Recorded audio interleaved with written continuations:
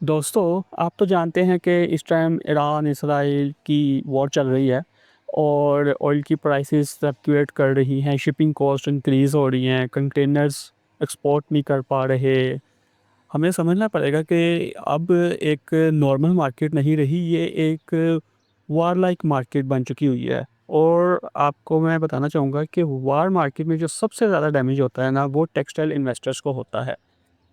अच्छा दोस्तों, इधर ना ये चीज़ समझने की ज़रूरत है कि हर बिज़नेस की ना कुछ लिमिट्स होती हैं। अगर मैं निशात मिल्स की बात करूँ तो इनका इंटरेस्ट कवर सिर्फ़ 1.99 है। इसका मतलब ये है कि निशात मिल्स वाले जब अपना सारा काम धंधा करने के बाद अगर तो ₹100 कमाया है ना उन्होंने, तो उसमें से ₹50 उनको इंटरेस्ट देने पड़ जाते हैं। अब इधर देखिए कि अगर जंग मज़ीद आगे चलती रहती है तो ज़ाहिर-सी बात है महंगाई होगी, जिसकी वजह से इंटरेस्ट रेट भी ऊपर जा सकते हैं। और अगर तो इंटरेस्ट रेट ऊपर जाते हैं तो निशात मिल्स वालों का जो प्रॉफ़िट है और ज़्यादा श्रिंक कर जाएगा। इधर एक और चीज़ समझने वाली है, वो ये है कि निशात मिल्स का पैसा ना 70% वो एक्सपोर्ट से आता है। लेकिन भाई एक्सपोर्ट के लिए रास्ते भी चाहिए, रास्ते तो बंद हैं और ऑयल की प्राइस इंक्रीज़ हो गई है, जिसकी वजह से शिपिंग कॉस्ट भी इतनी ज़्यादा इंक्रीज़ हो गई है। ये चीज़ें निशात मिल्स के मार्जिन्स को डबल हिट करेगी।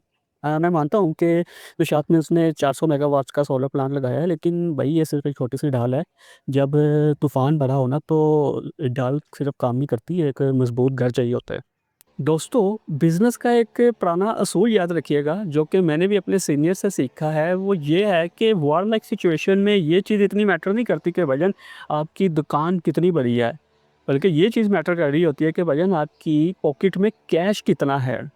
निशात मिल की बुक वैल्यू की बात की जाए तो वो 436 है, पेपर्स पे तो सस्ता है, लेकिन भाई पेपर वेल्थ और पॉकेट वेल्थ में डिफ़रेंस होता है। वॉर लाइक सिचुएशन में लोग सस्ता नहीं देखते, लोग सेफ्टी देख रहे होते हैं। मेरी आपसे सजेशन रहेगी कि जब तक आपको कोई अच्छी उम्मीद ना हो जाए कि भाई जंग ख़त्म होने वाली है, तब तक आप टेक्सटाइल की बजाय कैश या डिफेंसिव स्टॉक्स को प्रायोरिटी दें। हाँ, अगर फिर भी आपने खरीदने हैं तो 125 से नीचे एंट्री लीजिएगा, वो भी बहुत ध्यान से देख के। मुझे लगता है कि अगर तो जंग ख़त्म हो जाती है तो ये 135 के बाद एक न्यू हाई बनाना शुरू हो जाएगा।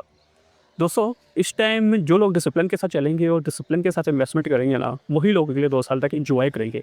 इसकी वजह ये है कि जंग तो टेम्परेरी तौर पर है, जो कि ख़त्म हो ही जाएगी। लेकिन जो एसेट्स हैं, वो हमारे परमानेंट हैं। इसीलिए अपने कैपिटल को सेव करें, इसको अच्छे तरीके से इन्वेस्ट करें, ठीक है? प्रॉफ़िट तो हम बाद में भी बना लेंगे। इसीलिए बड़े ध्यान से सोच समझ के इस टाइम स्टेप लें।